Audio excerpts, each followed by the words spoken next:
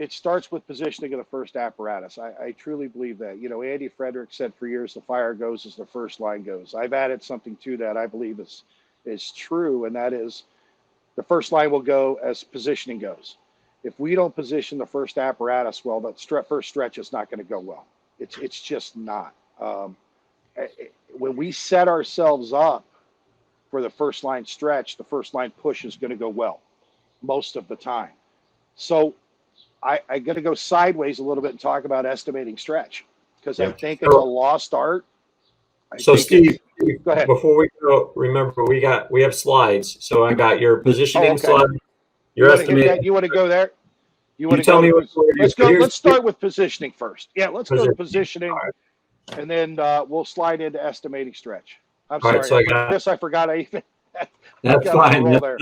That's my job here. I'm the DJ. Stand by. Let me take this down and put this up. And so I got two on positioning. Got this one. Yeah. So this perfect. This leads right into it. So there's a couple things here. If you stretch off the rear, and I'm a huge proponent of hand lines coming off the rear of the rig, it does a lot of things. A, it makes us pull past the fire to leave room for the truck. B, it helps us with it makes it a cleaner stretch toward the fire. And three, it takes the stretch out of the street. So if you're stretching off the rear, if you simply turn your rig, the nose of the rig away from the fire, turn your tailboard toward the fire 2 to 3 feet. Just a couple feet makes a huge difference because in my job, almost everything comes off the rear. So when we do that and we turn that tailboard 2 to 3 feet, that stretch is going to come out of the street and end up in the yard. Guys do a great job pulling past. They set themselves up great. And next thing you know, they stretch right down the middle of the street. And the truck still has to get out and move hose to make the first stretch. So we kind of defeated part of the purpose of what we're doing. Stretching off the rear allows me to see 3 sides of the structure. Then I just simply have to go take a quick peek at the Charlie side.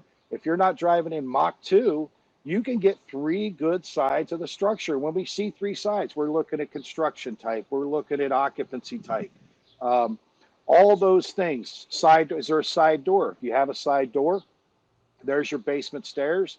Most of the time, your basement stairs are right off the side door, which means your interior stairs are going to be right above that.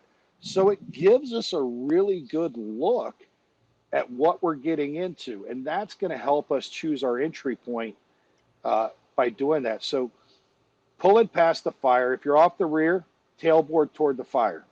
Chris, you got the next one there about cross? Is the next one there about off the side? Did I send you that one or no? Yep. Yeah, get that up. Hold on. This one here. So yeah.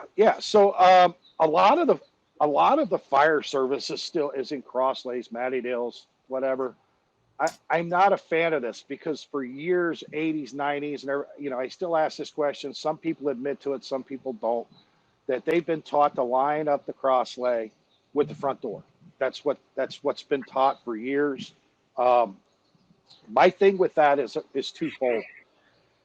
Let's say you only have a 20-foot setback. You have a 200-foot crosslay.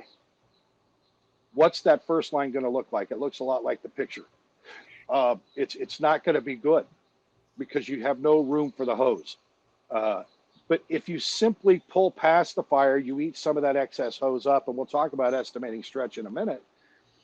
If you pull past the fire and nose the truck 2 to 3 feet to the fire side, you're going to make that more of a 45-degree pull instead of a 90-degree pull coming off that crosslay.